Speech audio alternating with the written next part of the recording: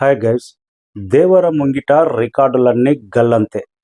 Man of masses NTR Devara first single song వచ్చింది. World music బాక్స్లో trending ఏ నెంబర్ స్థానంలో కొనసాగుతుంది, రికార్డుల బెండ్ తీస్తుంది అనేది మాట్లాడదాం. ముందుగా నందమూరి తారక రామారావు ఈరోజు 101 జయంతి సందర్భంగా ఎన్టీఆర్ను ఒకసారి గుర్తు చేసుకుంటూ నెక్స్ట్ ఇయర్ 102 జయంతి వరకు 100% భారతరత్న అవార్డు రావాలని మనస్ఫూర్తిగా కోరుకుంటూ ప్రతి ఒక్కరూ జై ఎన్టీఆర్ అని కామెంట్ రాయండి. 1 వీక్ అవుతుంది వీడియోలు రాక. సబ్స్క్రైబ్ చేయండి, లైక్ చేయండి.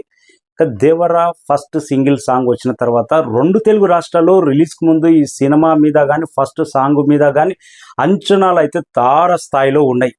అంచనాలను అందుకున్నదంటే 100% అందుకున్నది. కొంతవరకు అయితే అదర్ ఫ్యాన్స్ కానీ ఇంకా న్యూట్రల్గా ఉండేటోళ్ళు కొద్దిగా మిక్స్డ్ టాక్ వచ్చింది. కానీ డే బై డే యూట్యూబ్లో రికార్డుల బెండ్ తీస్తూ జస్ట్ యూట్యూబ్లోనే ఇప్పటి వరకు 33 మిలియన్స్ కంప్లీట్ చేసింది. జస్ట్ తెలుగు లాంగ్వేజ్కి సంబంధించే. నార్త్లో మాత్రం ఇలాంటి రెస్పాన్స్ వస్తుందని ఎవ్వరు ఎక్స్పెక్ట్ చేయలేదు. గతంలో రామ్ చరణ్ బర్త్డేకు గేమ్ చేంజర్ నుంచి ఫస్ట్ సాంగ్ వచ్చింది. ఇప్పటి వరకు 2 మిలియన్స్ మాత్రం వ్యూస్ వచ్చినాయి ఆ సాంగ్కి. దేవరా ఫస్ట్ సింగిల్కి అయితే జస్ట్ 5 డేస్లోనే 20 మిలియన్ వ్యూస్ సాధించింది. జస్ట్ యూట్యూబ్లోనే. డిజిటల్తో కలుపుకుంటే ఈ లెక్క వేరే ఉంటుంది. కర్ణాటక కానీ, తమిళనాడు కానీ, కేరళ కానీ దేవరా ఫస్ట్ సింగిల్కి అయితే యునామస్ రెస్పాన్స్. ఇండియా వైడ్గా అలాంటి రెస్పాన్స్ అయితే వచ్చింది. ఇవన్నీ ఒక లెక్క. ఓవర్సీస్లో ఒక లెక్క. విదేశాల్లో అయితే జపాన్ కానీ, ఆస్ట్రేలియా కానీ, అమెరికా కానీ, దుబాయ్లో కానీ, ఇంకా ఎన్టీఆర్కి జపాన్ క్రేజ్ ఎలా ఉంటుందో మనందరికి తెలుసు.